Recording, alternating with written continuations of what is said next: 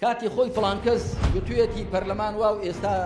دەڵێن وا تەمان پێش هەموو شتێک منەوە دەڵێم کە کاتی خۆی کتێبێک کە بنووسی لە گەرمەی بانگەشەی هەڵبژارنەکانی ساڵی 1992 واتە 26 ساڵەمە پێش بە ناوی چارەسەری کێشەی کورد لە نێوان ئیمان و پەرلەماندا من ئەو کتێبم لە گەرمەی بانگەشەدا نووسی واتە بۆ خۆم شارە و شار دەگەڕام بانگەشەم دەکرەوە کاتە بۆلیسی ئیسلامی وتارەکەم ئێستاش هەیە لە بەردەم حافەزەی هەولێر لە شەقڵاوە لە سۆران لە کەلار لەملا لەولا لە ڕانیە وتارم دەدا خەڵکی نەدەنگدان بە لیسی ئیسلامی یعنی چی مزادەی ئەومان بەسەرەوە بکرێت بەڵێ لە ئەو کاتە گوتومە ئێستاش دەیڵێم ئەو کاتە چیم گوتومە پەرلەمانێک یاسای ناشەرعی یاسای زاڵمانەی تێدا دەربکرێت تۆش لەوێ دابنیشی گوناهباری ئێستاش بۆ دەڵێم ئێمە نوێنەرەکانی خۆیان بۆ دێنێرین بۆ ئەوێ بۆی ڕێ بگرن لە دەرکردن یاسایەکە لەگەڵ شەریعەتدا تێک بژیرێت یاسایەکە ماتی خەڵکی تێدا پێشێل بکرێت ئێمە نوێنەرەکان بۆیە دەنێرین ئەو کاتی ئێستاش هەر ئەوە دەڵێنەوە کە پەرلەمان دەبێت لەسەر بناغەی ئیمان بنیاد بندرێ ئەو کاتە من گوتم چارەسەری کێشەی کورد لە نێوان ئیمان و پەرلەماندا مەبەستمەوە بوو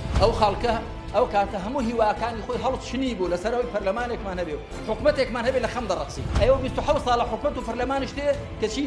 نغرۆ بووی لە گەندەڵی و فەساد و قۆرەکاریدا قسەکەی برای خۆتان ڕاست هاتەدی دەگوت چارەسەری ئەم کێشە و وەزعەت بە ئیمان دەکرێت نەک بە پەرلەمانێکی کە لەسەر بناغەی ئیمان و ئیسلام کار ناکات